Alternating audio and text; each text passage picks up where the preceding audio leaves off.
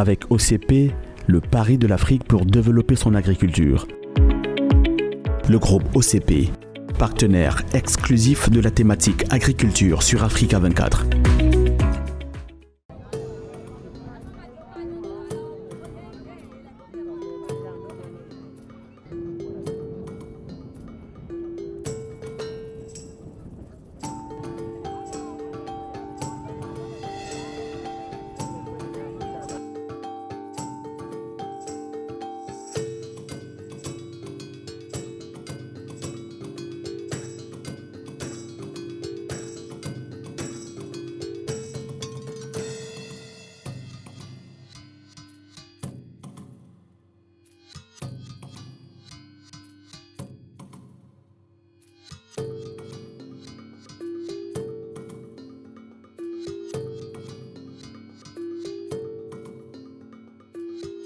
Nous constatons une différence nette au niveau des précipitations qu'au niveau des températures.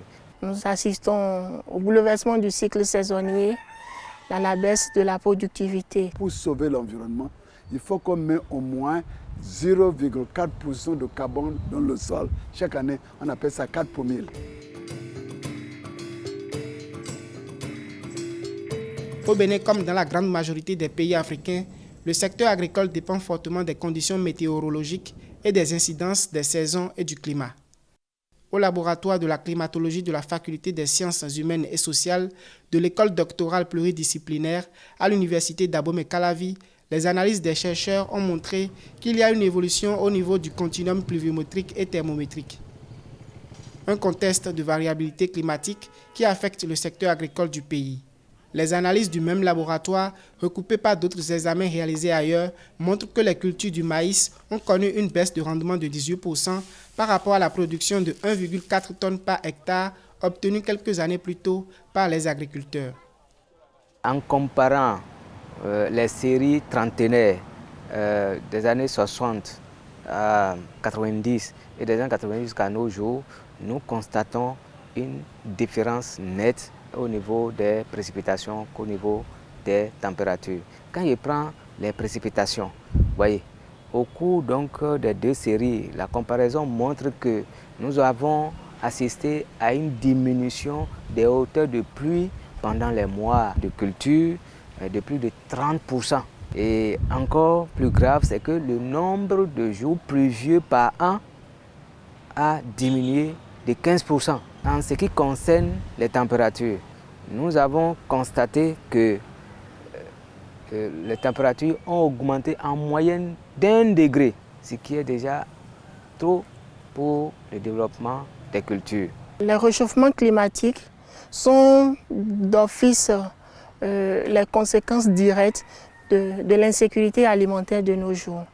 Nous assistons au bouleversement du cycle saisonnier, à la baisse de la productivité. Et ceci impacte beaucoup parce que ça amène à augmenter, sinon à allonger la liste de nombre de personnes touchées par la famine. Le changement climatique enregistré depuis les 30 dernières années se manifeste de diverses façons. Il s'agit entre autres de l'excès de chaleur, la sécheresse, la mauvaise répartition des pluies, l'inondation, les vents violents, le raccourcissement des saisons. Aussi peut-on constater plusieurs indicateurs, notamment la dégradation des sols, l'érosion, l'averse, la baisse du rendement des cultures.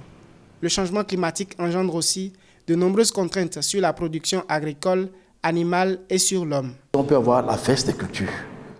Donc vous semez par exemple le maïs et lorsqu'il y a le vent, ça fait tomber les plants. Toujours au niveau de la production végétale, on peut avoir des attaques des insectes. On peut avoir beaucoup de maladies au niveau des plantes. On peut avoir ce que nous appelons l'érosion. Les pays industrialisés d'Amérique, d'Europe et d'Asie, connus pour être les grands pollueurs de la planète, envoient des gaz à effet de serre dans l'atmosphère. L'augmentation de la concentration de ces gaz dans l'atmosphère constitue l'un des facteurs à l'origine du réchauffement climatique. De nombreux experts estiment que les Africains ont une part de responsabilité face aux enjeux climatiques, mais leur niveau d'engagement est très faible face aux pressions et activités anthropiques des pays du Nord. Face au dérèglement climatique, des acteurs du secteur agricole se sont appropriés l'approche One Health, une seule santé. Pendant longtemps, chacun travaillait dans son laboratoire, donc c'était de l'individualisme, mais ils ont compris que au lieu de rester, que chacun reste dans sa discipline, on est parti aujourd'hui avec l'approche One Health, donc santé et territoire, pour montrer que tout le monde doit amener ses doigts, comme le disait le roi Guézo, pour boucher les trous de la jarre. Donc l'unité fait la force.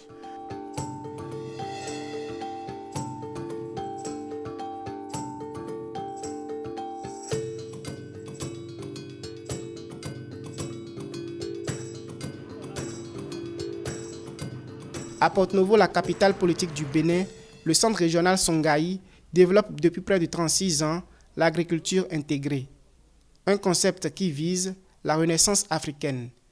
Le modèle de l'agriculture à Songhai repose sur 3 sous-secteurs connexes, notamment la production végétale, la pisciculture et la production animale. Les déchets issus de ces différents secteurs associés sont utilisés pour la création de la bioénergie. Son objectif est d'avoir 0 déchet avec une productivité remarquable. Ce n'est pas l'agriculture d'hier, c'est l'agriculture de demain. Une agriculture qui est multifonctionnelle. Une agriculture qui peut créer l'emploi. Une agriculture qui faut soutenir l'industrie. Une agriculture qui va soutenir les services. Donc c'est totalement différent. Et c'est cette agriculture qu'on a commencé ici il y a une vingtaine d'années, une trentaine d'années aujourd'hui. L'agriculture, base de l'économie béninoise, contribue à plus de 36% au produit intérieur brut PIB. Le secteur agricole génère environ 70% de l'emploi dans le pays. La production agricole reste peu diversifiée, avec le coton comme principale culture d'exportation et seulement 17% des superficies agricoles sont annuellement exploitées. En vue de s'adapter aux défis climatiques, pour l'amélioration de la productivité agricole, de nombreux experts préconisent l'engagement des acteurs à divers niveaux, notamment les producteurs. En réponse aux effets du changement climatique, le Centre régional Songhai a adopté l'initiative pour l'adaptation de l'agriculture africaine AAA. C'est une des raisons ici, on a renversé ça. Si on arrive, avec des forces de recyclage des plantes partout, on appelle ça séquestration de carbone dans le sol. C'est la force, c'est l'élément le plus important.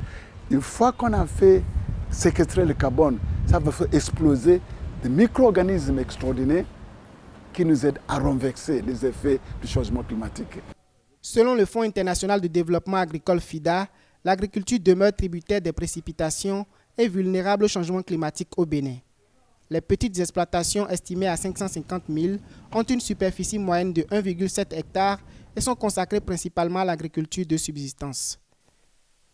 D'après les perspectives agricoles de l'OCDE et de la FAO 2021-2030, les projections indiquent que les émissions mondiales de gaz à effet de serre imputables à l'agriculture augmenteront de 4% pendant la décennie à venir. Face aux défis du changement climatique, le challenge est de réduire les gaz à effet de serre à travers des prises de décision courageuses des pouvoirs politiques pour mettre un frein à certaines pratiques qui ont des conséquences fâcheuses sur l'environnement et l'agriculture.